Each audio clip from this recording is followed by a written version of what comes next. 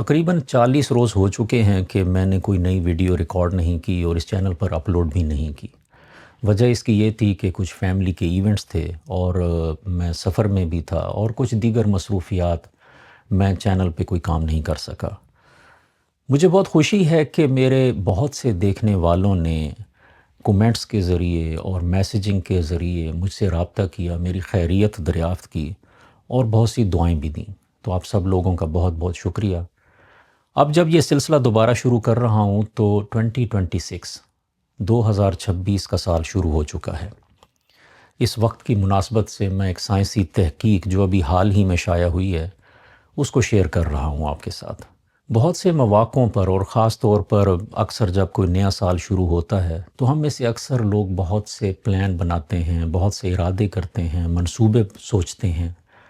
کہ اس سال یہ کریں گے، کوئی نیا کام شروع کریں گے، کوئی کاروبار شروع کریں گے، کوئی ہنر سیکھیں گے، کوئی علمی کام کریں گے، کوئی تعلیم حاصل کریں گے، یا صحت میں بہتری کے لیے کوئی لانگ ٹرم پروجیکٹ اس پہ کام کریں گے، ایک جم جوائن کریں گے، اپنی غذا کو امپروو کریں گے۔ بہت سے ایسے ارادے کیے جاتے ہیں،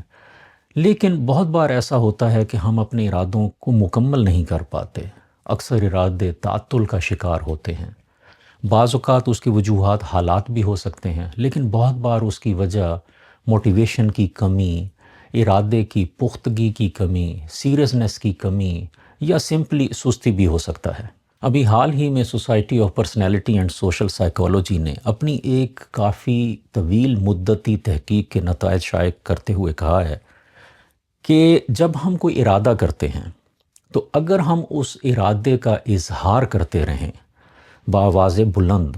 اپنے گھر والوں کے ساتھ، رشتہ داروں کے ساتھ، دوستوں کے ساتھ، ایون کہ اجنبی لوگوں کے ساتھ بھی، جب ہم اسے بار بار دہراتے ہیں تو ایسا کہنا، ایسا بولنا،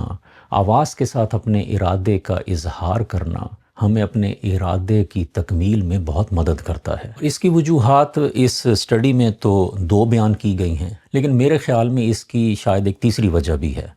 جو 2 وجوہات اسٹڈی میں بیان کی گئی ہیں وہ یہ ہے کہ جب ہم اپنے ارادوں کا ذکر کرتے ہیں تو جو لوگ مخلص ہوتے ہیں، ہمارے سننے والے، وہ ہمیں ان ارادوں کی تکمیل میں مدد کرتے ہیں، ہماری حوصلہ افزائی کرتے ہیں، ہماری کچھ ضروریات ہوں بعض کا تو ان کو پورا کرتے ہیں یا ان کے لیے کوئی رائے دیتے ہیں جس کی وجہ سے ہمیں اپنے ارادے پر کام کرنے میں آسانی ہوتی ہے۔ اور دوسری وجہ یہ ہے کہ اگر کوئی ہماری ہیلپ نہ بھی کرے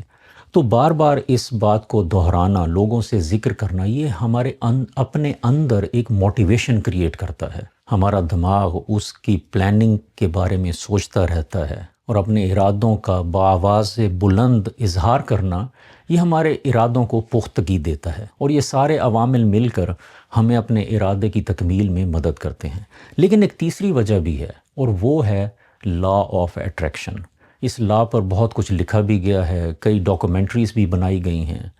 اور یہ ایک فطرت کا ایک ایسا اصول بیان کرتا ہے کہ ہمارے ارادے، ہماری سوچیں، وہ ہمارے ارد گرد کی کائنات پر اثر انداز ہوتی ہیں۔